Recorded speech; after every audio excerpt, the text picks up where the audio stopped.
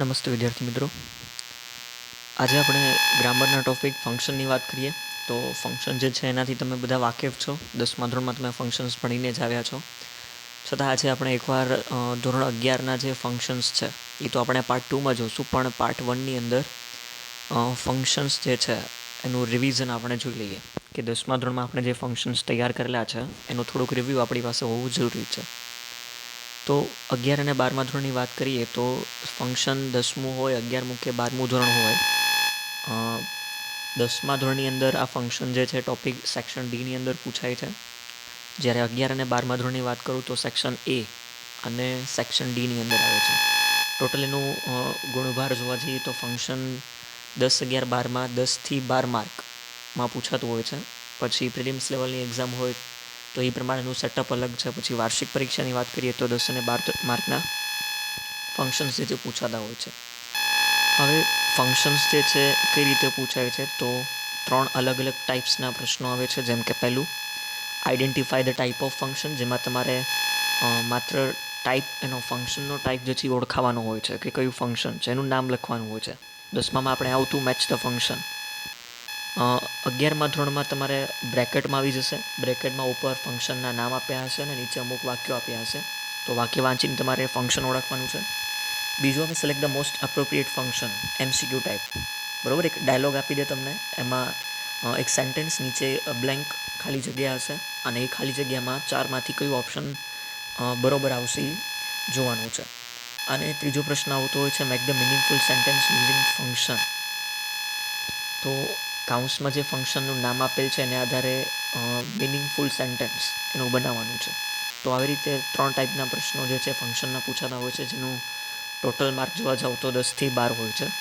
તો આજે આપણે પહેલો ટાઈપ જે છે identify the type of function, બરાબર, એના વિશે થોડોક ડિટેલમાં જોઈ લઈએ કે આને સ્પેશિયલી રિવિઝન જો 10મા ધોરણના વિદ્યાર્થીઓ જોતા હોય તો એની માટે આ 10 મોસ્ટ એમપી ફંક્શન છે. અને તમે 11મા ધોરણના વિદ્યાર્થીઓ માટે કે 12મા ધોરણના વિદ્યાર્થીઓ માટે રિવિઝન કરવું જરૂરી છે. તો થોડાક 10મા ધોરણના ફંક્શન જે છે 11 કોમર્સ કે આર્ટ્સની વાત કરું તો એમાં આવી શકે છે. તો ફંક્શન જે છે એનું રિવિઝન જોઈ લઈએ. Identify the type of function, તેમાં સૌથી પહેલું છે ડિસ્ક્રાઇબિંગ પર્સન. હવે ફંક્શનના માત્ર અર્થ તમને ખબર હશે, એનું મિનિંગ શું થાય છે એ ખબર છે તો પણ તમે ફંક્શનને ઓળખાવી શકો છો. દાખલા તરીકે પેલું ડિસ્ક્રાઇબિંગ પર્સનની વાત કરી તો ડિસ્ક્રાઇબ એટલે વર્ણન કરવું, બતાવવું, દર્શાવવું. જ્યારે પર્સન એટલે વ્યક્તિ. તો વાક્ય વાંચવાનું છે અને જ્યારે વાક્યમાં કોઈ વ્યક્તિનો ઉલ્લેખ કરેલો હોય ત્યારે ડિસ્ક્રાઇબિંગ પર્સનમાં આવી જશે. સાઈડમાં તમારે એક હિન્ટ બી આપેલ છે જમણી બાજુ, who, whose, name of the person કે નેમ ઓફ ધ પર્સન્સ. વાક્યમાં કોઈ વ્યક્તિનું નામ હોય અથવા હુ કે હુઝ આપેલું હોય તો એ ડિસ્ક્રાઇબિંગ પર્સનમાં આવશે. For example, Mister Modi will hoist the national flag today. તો આમાં મિસ્ટર મોદીની વાત કરવામાં આવેલી છે. બીજું, Mohit is the boy who won the match yesterday. તો આમાં હુ જે છે એની વાત કરવામાં આવેલી છે, એટલે વાક્યમાં હુ આપી દીધું છે. તો એની હિન્ટ યાદ રાખવાની છે, વાક્યમાં હુ, હુઝ કે કોઈ વ્યક્તિનું નામ આપેલું હોય તો એ ડિસ્ક્રાઇબિંગ પર્સનમાં આવશે. નેક્સ્ટ ઇઝ ડિસ્ક્રાઇબિંગ પ્લેસ કે સ્પેસિફાઈંગ લોકેશન. બરાબર, પ્લેસ અને લોકેશન એટલે જગ્યા અને સ્થળની વાત કરવામાં આવે. તો જ્યારે કોઈ સ્થળ દર્શાવતા શબ્દો કોઈ જગ્યાના નામ હોય કે વેર આપેલું હોય ત્યારે ડિસ્ક્રાઇબિંગ પ્લેસ કે સ્પેસિફાઈંગ લોકેશન નામનું ફંક્શન આવે. For example, the town of jewel which is situated at the height of 6,700 feet is perfect hill station place. બરાબર, આમાં તો કહી જ દીધું છે કે આ હિલ સ્ટેશન પ્લેસ જે છે પ્લેસનો ઉલ્લેખ જ કરી દેવામાં આવેલ છે. અથવા ધ ટાઉન ઓફ જેવલ જે છે કોઈક સિટી, કોઈ શહેરની વાત છે તો એટલા માટે એ ડિસ્ક્રાઇબિંગ પ્લેસ અથવા સ્પેસિફાઈંગ લોકેશન. બીજું કીધું છે the student will visit the Taj Mahal with their parents. તો તાજમહલ જગ્યા છે. This is the lake where we use to take bath in childhood. બરાબર, લેક એટલે તળાવ અને વેર એટલે કે જ્યાં. તો વેર આવી ગયું વાક્યમાં એટલે ડિસ્ક્રાઇબિંગ પ્લેસ કે ડિસ્ક્રાઇબિંગ પ્લેસ કે સ્પેસિફાઈંગ લોકેશન. એની પછી ત્રીજું ફંક્શન કીધું છે ડિસ્ક્રાઇબિંગ ટાઈમ. બરાબર, મેં અગેન તમને કીધું એવી રીતે માત્ર એનો મિનિંગ ખબર હોય તો પણ થઈ જાય. હવે ટાઈમને લગતા 3 ફંક્શન આવે છે અને મોટાભાગે વિદ્યાર્થીઓ કન્ફ્યુઝ થતા હોય છે. એક છે ડિસ્ક્રાઇબિંગ ટાઈમ, એક પોઈન્ટ ઓફ ટાઈમ અને એની પછી એક આવે છે ડ્યુરેશન ઓફ ટાઈમ. ત્રણેમાં શું તફાવત છે? ડિસ્ક્રાઇબિંગ ટાઈમ હોય તો ખાલી સમય દર્શાવતા શબ્દો હોય અથવા આપણે વાક્યમાં વેનનો ઉલ્લેખ જોઈ શકીએ. For example, Manan gets up early in the morning. એક પર્ટિક્યુલર એક સમયની વાત કરી, એક સમય દર્શાવી દીધું કે મનન સવારે વહેલા ઉઠે છે. તો in the morning, describing time, the teacher was assigning work to the students yesterday, બરાબર, સમય દર્શાવે છે. The show will begin at 7 PM. આમાં પણ એક ચોક્કસ ટાઈમ આપી દીધો, 7 PM. તો આમાં 3 એક્ઝામ્પલમાં સમય દર્શાવે છે, એટલા માટે ડિસ્ક્રાઇબિંગ ટાઈમ. બાકીના બે જે point of time, duration of time જે છે એ નીચે લિસ્ટમાં આવી જશે, આપણે ત્યારે સમજી લઈશું. એની પછી ચોથું છે ઇન્ક્વાયરી એઝ નેચર, બરાબર. ઇન્ક્વાયરી એટલે પૂછપરછ. તો એમાં શું આવી શકે? કોઈ પણ સાદા પ્રશ્નાર્થ વાક્યો હોય અથવા એવા પ્રશ્નાર્થ વાક્યો જેની શરૂઆત WH થી થતી હોય. જો for example, how many students are going to take part in the competition. તો હાઉ મેની અને પ્રશ્નાર્થ ચિહ્ન છે, એટલા માટે inquiry as nature. When will the train arrive, બરાબર. અગેન વેનથી શરૂઆત થઈ, WH ક્વેશ્ચન છે. Is Kartik coming with us to the park, બરાબર. તો ઇઝ કાર્તિક એટલે એ સાદો પ્રશ્ન કહેવાય. તો જ્યારે આપેલ વાક્ય સાદો પ્રશ્નાર્થ હોય અથવા WH ક્વેશ્ચન હોય, તો ત્યારે આપણે ઇન્ક્વાયરી એઝ નેચર નામના ફંક્શનનો ઉપયોગ કરીએ છીએ. એની પછી પાંચમું કીધું એક્સચેન્જિંગ પ્લેઝન્ટરીઝ અથવા નાઇસિટીઝ. હવે આ ફંક્શન શું કહે છે? સામાન્ય વાતચીત જે થતી હોય, બરાબર. યસ, નો, ઓફકોર્સ છે, થેન્ક યુ છે, સોરી છે. તો એ બધા શબ્દો જે વાક્યમાં તમને જોવા મળે, એમાં આપણે એક્સચેન્જિંગ પ્લેઝન્ટરીઝ કે નાઇસિટીઝનો ઉપયોગ કરીએ છીએ. For example, thank you so much for helping me to solve the sum. Thank you, બરાબર. Next, I am very sorry. તો અગેન સોરી. તો thank you, sorry, yes, no, of course. આવી સામાન્ય વાતચીતવાળા જે કંઈ શબ્દો આવશે એ બધા એક્સચેન્જિંગ પ્લેઝન્ટરીઝમાં આવી શકે છે. એની પછી મેં તમને પહેલાં કીધું પોઈન્ટ ઓફ ટાઈમ ને ડ્યુરેશન ઓફ ટાઈમ. પહેલાં ડિસ્ક્રાઇબિંગ ટાઈમ હતું, જેમાં એક ચોક્કસ સમય આપી દીધું હતું. હવે પર્ટિક્યુલરલી છઠ્ઠું અને સાતમું ફંક્શન જે છે એ ચાલુ પૂર્ણ વર્તમાન કાળને ધ્યાનમાં રાખીને તમને આપવામાં આવેલું છે. તો શું છે પોઈન્ટ ઓફ ટાઈમ? એમાં એક જ એન્ટ યાદ રાખવાની છે, વાક્યમાં સમય સૂચક શબ્દ તો આપેલ હશે, પણ એની પહેલાં કમ્પલસરી સિન્સ આપી દેશે. એટલે તમારે ધ્યાન રાખવાનું છે. તમે જોઈ શકો છો અહીંયા સિન્સ પ્લસ ટાઈમ. એટલે કોઈ પણ એક્ઝામ્પલ હોય એમાં વાક્યમાં સિન્સ અને પછી સમય દર્શાવતા શબ્દનો કોઈ ઉલ્લેખ કરવામાં આવેલો હોય, ત્યારે પોઈન્ટ ઓફ ટાઈમ આવશે. For example, my mother has been cooking food for the guest since morning, બરાબર. આમાં તમે જોઈ શકો છો સિન્સ પ્લસ મોર્નિંગ.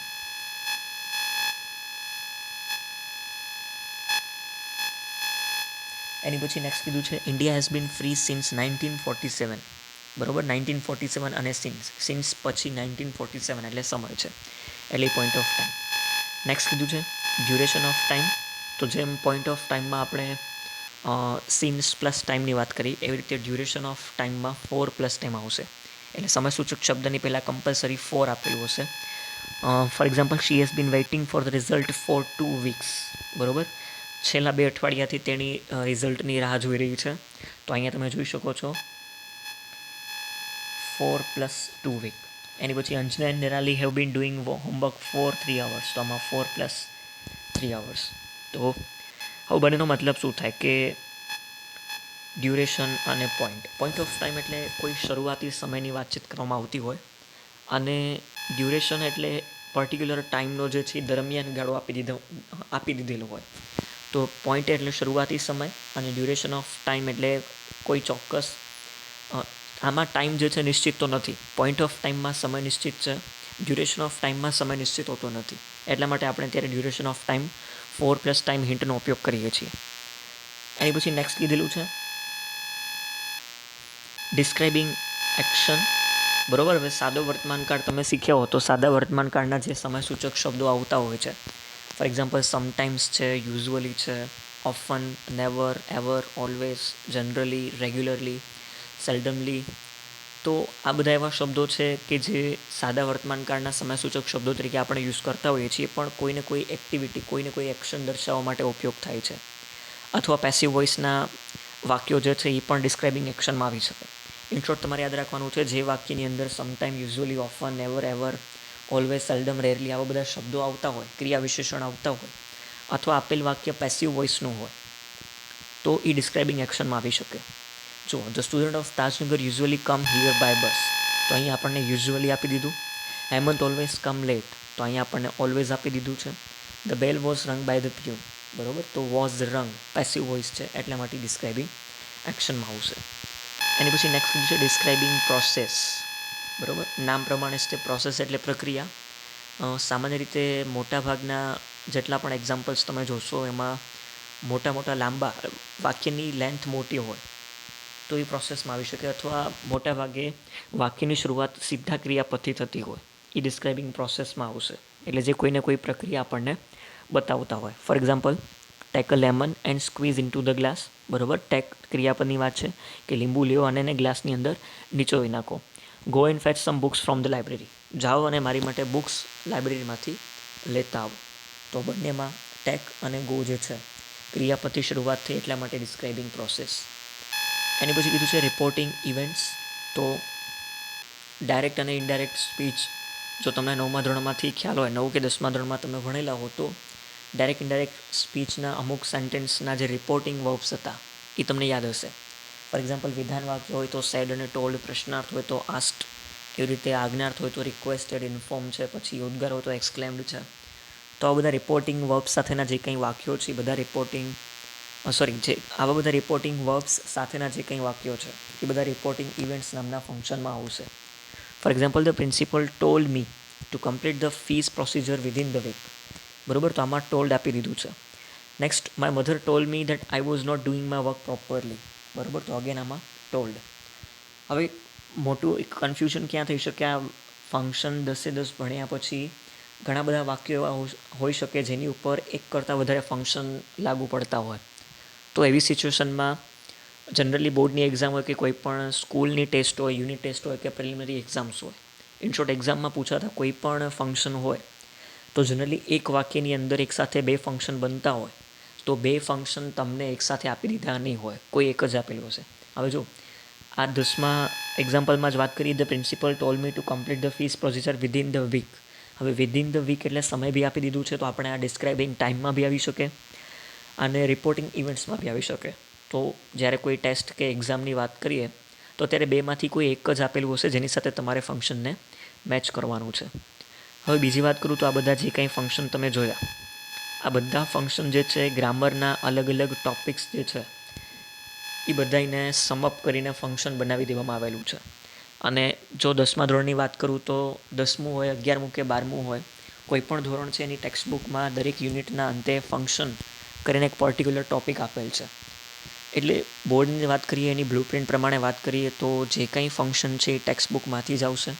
ટેક્સ્ટબુકની બહાર કોઈ ફંક્શન ના પૂછાઈ શકે.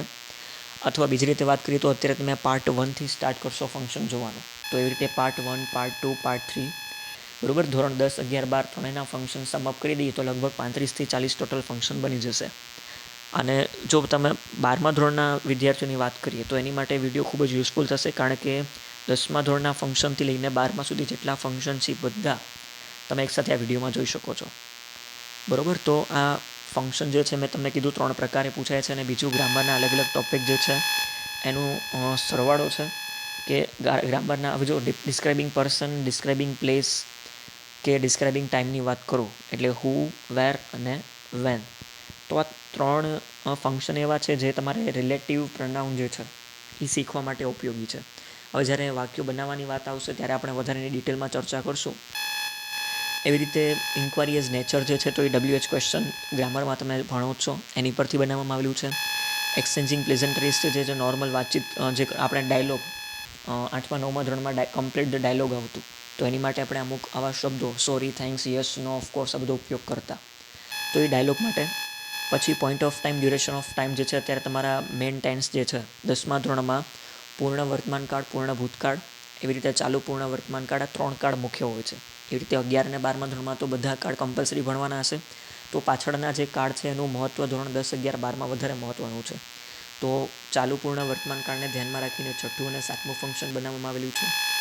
પછી ડિસ્ક્રાઇબિંગ એક્શન જે છે તો બધા કાળ, એમાં સ્પેશિયલી સાદો વર્તમાનકાળ અને પેસિવ વોઇસ ને ધ્યાનમાં રાખીને ડિસ્ક્રાઇબિંગ એક્શન. પછી રિપોર્ટિંગ ઇવેન્ટ્સ તમે જોઈ શકો છો, ડાયરેક્ટ ઇનડાયરેક્ટ. એવી રીતે તમે 9મા ધોરણમાં ઘણા બધા ફંક્શન જોયા હતા, જેમાં મસ્ટ, શુડ છે, પછી ઓટ ટુ છે, રિક્વેસ્ટવાળા ફંક્શન આવતા, તો એ બધા મોડલ ઓક્ઝિલરીઝને ધ્યાનમાં રાખીને. એબિલિટી છે, બરાબર, શોઈંગ સજેશન છે, પોસિબિલિટી છે, આવા બધા ફંક્શન તમે જોયા હતા કે જે મોડલ ઓક્ઝિલરીઝ જે છે એની આધારે બનાવવામાં આવ્યા હતા. તો કોઈ પણ ધોરણના ફંક્શનની વાત કરીએ તો તમે ગ્રામરના ટોપિક્સ ધ્યાનથી સમજતા હો તો તમને ફંક્શનનો જે ત્રીજો પ્રકારનો પ્રશ્ન પૂછાય છે મેક મિનિંગફુલ સેન્ટેન્સવાળું, એમાં તમને વાંધો ન આવે. એટલે ગ્રામરના અમુક ટોપિક્સ સમજી લો પ્લસ ફંક્શનની અમુક હિન્ટ યાદ રાખી લો તો તમે ફંક્શનનો એક પણ માર્ક જાય એવું નથી. સારા માર્ક્સ સાથે તમે સારા માર્ક્સ તમે એમાંથી મેળવી શકો છો. તો આજે આપણે પાર્ટ 1માં રિવિઝન જોયું, અને જો 10માવાળા વિદ્યાર્થીઓ માટે હોય તો એની માટે અગત્યનો વિડીયો છે, કારણ કે 10મા ધોરણમાં કમ્પલસરી આ ફંક્શન આવશે. જ્યારે 11 ને 12ની વાત કરીએ તો ધોરણ 11 ને 12માં રિવિઝન રૂપે કદાચ પૂછાઈ શકે. તો નેક્સ્ટ વિડીયોની અંદર આપણે પાર્ટ 2ની અંદર ધોરણ 11 જે છે એના મેઇન ફંક્શન કયા છે, બરાબર, અથવા ધોરણ 12 માટે વાત કરીએ તો ધોરણ 12ના વિદ્યાર્થીઓ માટે રિવિઝન થઈ જશે. જેમ અત્યારે 10મા ધોરણના માટે નવો વિડીયો છે તો 11મા માટે રિવિઝન છે, એવી રીતે 12મા ધોરણ માટે 11મા ધોરણનું રિવિઝન થઈ જશે, જ્યારે 11મા વિદ્યાર્થીઓ માટે આ નવું ટોપિક થઈ જશે. પછી at the end of the PDF તમને એક એક્સરસાઇઝ બી આપેલ છે. તો કઈ રીતે, હવે જો તમે 10મા ધોરણમાં જોયું હશે આવી રીતે એક્ઝામમાં આપણને આવતું 3 માર્કમાં 3 સેન્ટેન્સ, એની સામે 4 ફંક્શનના નામ છે. બસ 11મા ધોરણમાં આપણે કેવી રીતે થઈ જશે, કાઉન્સમાં તમને આ 4 ફંક્શન જે છે ABCD એ 4 તમને લાઇનમાં આપી દેશે, એની નીચે આ 3 વાક્યો, બરાબર, 3 કે 4 વાક્યો. હવે વાક્ય વાંચવાનું છે અને ફંક્શનને ઓળખવાનું છે. તો એક વિડીયોને ફરીથી તમે જોઈને એક હિન્ટ બનાવી લો. ફોર એક્ઝામ્પલ પહેલા ફંક્શનની વાત કરું, ડિસ્ક્રાઇબિંગ પર્સન. તો ડિસ્ક્રાઇબિંગ પર્સનના હિન્ટ તરીકે તમે હુ કે હુઝ લખી શકો, બરાબર. એવી રીતે ડિસ્ક્રાઇબિંગ પ્લેસ અથવા સ્પેસિફાઈંગ લોકેશનની વાત કરીએ તો એમાં હિન્ટમાં તમે વેર લખી શકો. એટલે વાક્યમાં જ્યાં હુ આવે તો એ પર્સન, વેર આવે તો ડિસ્ક્રાઇબિંગ પ્લેસ. એવી રીતે વેન આવતું હોય વાક્યમાં વેન છે, બરાબર, તો તમે એને ટાઈમના ફંક્શન, એટલે એક ડાબી બાજુ તમે ફંક્શનના નામ લખી લો અને જમણી બાજુ એની હિન્ટ તૈયાર કરો કે ડિસ્ક્રાઇબિંગ પર્સન છે તો એમાં હુ, ડિસ્ક્રાઇબિંગ પ્લેસ છે તો કોઈ જગ્યાનું નામ, ટાઈમ છે તો સમય. પછી એવી રીતે ઇન્ક્વાયરી એઝ નેચર છે તો એમાં WH ક્વેશ્ચન કે સાદા પ્રશ્નો. એક્સચેન્જિંગ પ્લેઝન્ટરીઝની વાત કરીએ તો સામાન્ય વાતચીતવાળા sorry, thank you, no, yes, of course. Point of time હોય તો એમાં since plus time. Duration of time છે તો 4 પ્લસ ટાઈમ. આ 6થું અને 7મું મોસ્ટ MP ફંક્શન છે, એની પ્રિપરેશન માટે રહેજો. Since plus time, 4 plus time યાદ રાખવાનું છે. ડિસ્ક્રાઇબિંગ એક્શનમાં તમે બધા શબ્દો લખી શકો, સમટાઈમ્સ, યુઝ્યુઅલી, ઓફન, નેવર. પછી પ્રોસેસમાં કંઈ લખવાની જરૂર નથી. સામાન્ય રીતે વાક્યની શરૂઆત ક્રિયાપદથી થાય. અને રિપોર્ટિંગ ઇવેન્ટ્સમાં તમે લખી શકો ડાયરેક્ટ ઇનડાયરેક્ટના રિપોર્ટિંગ વર્બ્સ. તો આવી રીતે આખું હિન્ટનું એક ટેબલ તૈયાર કર્યા પછી એક્સરસાઇઝ આપણે સોલ્વ કરીએ તો થોડુંક ઇઝી પડે. For example, the party was held last evening, sentence number 1. બીજું, Mahesh works in the city post office અને I am sorry I hurt you. હવે જોવા જાવ તો the party was held last evening, બરાબર. લાસ્ટ ઇવનિંગ એટલે સમય દર્શાવતા શબ્દ છે ઇવનિંગ. તો એની માટે કયું આવી શકે, ઇવનિંગ છે એટલે સમય સૂચકવાળું, સ્પેસિફાઈંગ ટાઈમ, બરાબર. તો એની સામે તમે લખી શકો કે સેન્ટેન્સ નંબર 1 જે છે, બરાબર, એની સામે સ્પેસિફાઈંગ ટાઈમ. બીજું, Mahesh works in the city post office, બરાબર, અને I am sorry I hurt you. હવે આઈ એમ સોરીવાળું સેન્ટેન્સ જે છે એની સામે તમે એક્સચેન્જિંગ પ્લેઝન્ટરીઝ લખી શકો. અને Mahesh works in the city post office, post office એટલે જગ્યાની વાત છે એટલે સ્પેસિફાઈંગ લોકેશન. તો આવી રીતે તમે હિન્ટનું ટેબલ પ્રિપેર કરી અને ફંક્શન કરી શકો છો. નેક્સ્ટ જુઓ, થેન્ક યુ ફોર હેલ્પિંગ મી. હવે થેન્ક યુ, બરાબર, એટલે એ સેમ આવી શકે એક્સચેન્જિંગ પ્લેઝન્ટરીઝ, ઓપ્શન એ. બીજું છે the program is in the town hall, બરાબર. Program is in the town hall. Town hall એટલે જગ્યાની વાત છે એટલે એમાં અગેન લોકેશન અથવા પ્લેસ. અને we celebrate independence day on 15th of the August, બરાબર. સામાન્ય 15 ઓગસ્ટ એક સામાન્ય રીતે તમને એક સમય, નિશ્ચિત સમયનો ઉલ્લેખ કરી દીધો છે એટલે એમાં સ્પેસિફાઈંગ ટાઈમ. વી ઓફન પ્લે ચેસ, બરાબર. હવે તમે જોઈ શકો છો ઓફન આપેલું છે. ઓફન એટલે describing action. Father went to office at 10 AM, નિશ્ચિત સમય છે એટલે specifying time. Raj has been studying for 2 hours, બરાબર. હવે 4 અને 2 hours, 4 પ્લસ સમયની વાત હોય તો એ ડ્યુરેશન ઓફ ટાઈમમાં આવશે એટલે ઓપ્શન ડી. એની પછી pour the milk in the glass and add some sugar, બરાબર. પોર ક્રિયાપદથી શરૂઆત થઈ એટલા માટે એ આવશે describing process, option D. Mother usually, cooks food in the morning. હવે યુઝ્યુઅલી આવી ગયું, તો યુઝ્યુઅલી છે એટલા માટે ડિસ્ક્રાઇબિંગ એક્શન. હવે તમારે ધ્યાન રાખવાનું છે, આમાં મોર્નિંગ બી છે તો ટાઈમમાં નથી લખવાનું, કારણ કે યુઝ્યુઅલી જે છે એ ડિસ્ક્રાઇબિંગ એક્શનમાં આવશે, એટલે યાદ રાખવાનું છે. Soham studies in college in Pune. બરાબર, તો પુણે સ્થળ લોકેશનની વાત કરી નાખી, એટલા માટે એમાં ઓપ્શન બી આવશે, સ્પેસિફાઈંગ લોકેશન. તો આવી રીતે દરેક ફંક્શનની સામે હિન્ટ લખી એનું ટેબલ પાકું કરો, એની પછી તમારી માટે ટાઈપ ફંક્શનના ટાઈપ જે છે એને આઈડેન્ટિફાય કરવાનું કામ તમારી માટે ઇઝી થઈ જશે. તો thanks for watching this video. Part 2માં 11મા ધોરણને ધ્યાનમાં રાખીને જે ઇમ્પોર્ટન્ટ ફંક્શન જે છે એની આપણે ચર્ચા કરશું. જય હિન્દ, જય ભારત.